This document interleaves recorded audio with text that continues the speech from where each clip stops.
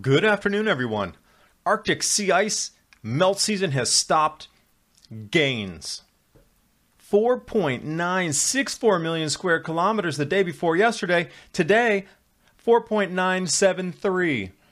The Arctic is gaining ice in August. Orange arrows show you where the gains are. Plus, the Arctic mission is right at the edge of all that pack ice. They're going to be turned back. Link found between cold European winters and solar activity. Central Europe, they used the Rhine River freezing in Germany as one of the markers. The last time the Rhine River froze, 1963. Where did I see that before? Oh, Finland. New snow record this summer. Last record broken when they saw those depths, 1963.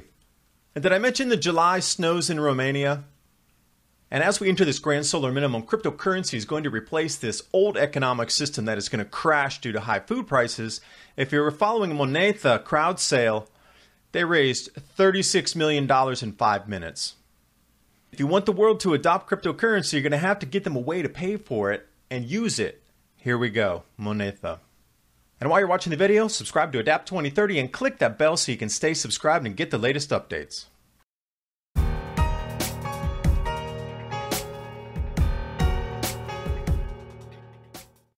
Definitely inconvenient facts here. Arctic sea ice is growing and the melt season has stopped weeks early. 4.964 million square kilometers on August 28th. August 29th, 4.966. Today, August 30th, 4.973. The amount of sea ice is increasing in August. Taking a look at the sea ice concentration, this is at the end of the melt season. And I look at this, and how much coverage do you see up there when in fact you've been told this entire summer that there's no sea ice, there's boats just going straight through the Arctic Circle right across the North Pole? I don't think that's happened even once. 28 shows the same thing. So let's put these side by side so we can take a look. I put those orange arrows in where I saw some slight pixelation of increase in ice.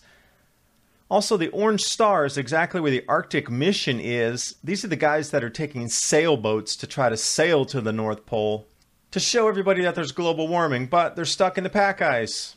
They're going to have to turn back, maybe even a rescue in the works for them, especially if this sea ice is increasing already.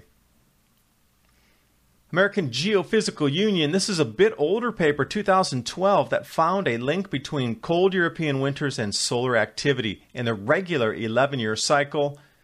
They didn't go too much into the 200-year cycle, which is a grand solar minimum, but they did show that cold winters in Central Europe are specifically related to solar activity.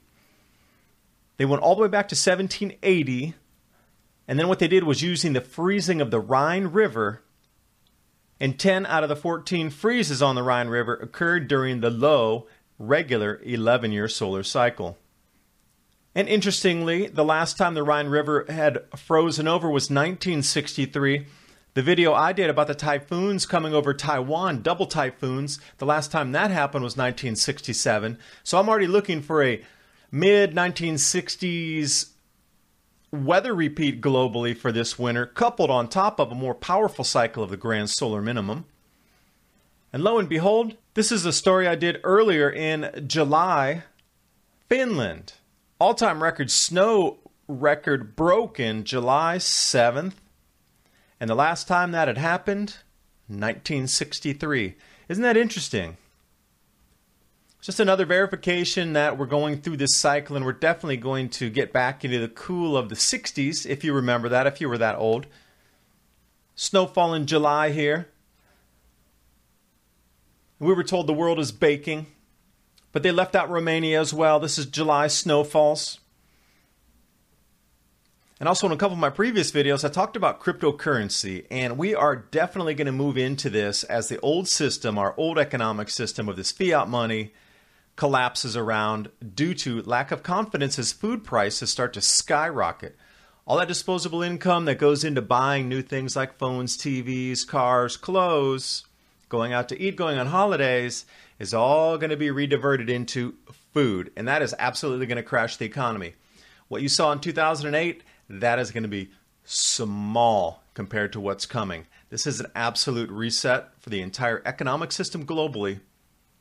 They need a replacement. That's why I keep talking about cryptocurrency. Some of you are bagging me on the channel saying, why are you bringing this stuff up? It has nothing to do with your climate-related grand solar minimum weather changes. Absolutely, they are so intertwined that you can't separate them. And one of the stumbling blocks right now to mass adoption, and currently in the world only 0.015% of people even know what cryptocurrency is, and how to buy it, how to sell it, how to use it. And they're looking for about 3% by the end of 2018 to get onto this cryptocurrency usage. So what they're going to do first is they're going to have to develop e-commerce platforms for you to be able to buy and use this cryptocurrency easily. Moneta, this is the crowd sale that occurred today. They raised $36 million in 5 minutes for this platform. It's full fintech, payment gateway, as well as the buyers and sellers can do reviews that are locked on the blockchain so they can't be altered, as you see with so many websites and reviews today. So it's a double coupling, fintech plus review for buyers and sellers, all using Ethereum-based ECR20 token, services, and platforms. And if I kind of just talked over your head, you need to do your homework right now. If 0.015% of the population of this planet is using cryptocurrency now, and the price of Bitcoin's approaching $5,000, and Ethereum's getting right up to its all-time highs again, right around $400, what's going to happen when 3% of the global population starts to use this? That'll be a 245 times increase in usage on that. Do the math. Do some of your research. If you're going to thrive during this time, this is the new money for our planet. You should know how it works, what it does, because you're going to be using it by 2019 and late 2018. Thanks for watching. Hope you got something out of the video. And if you did find value in this video, please consider supporting me on PayPal or Patreon.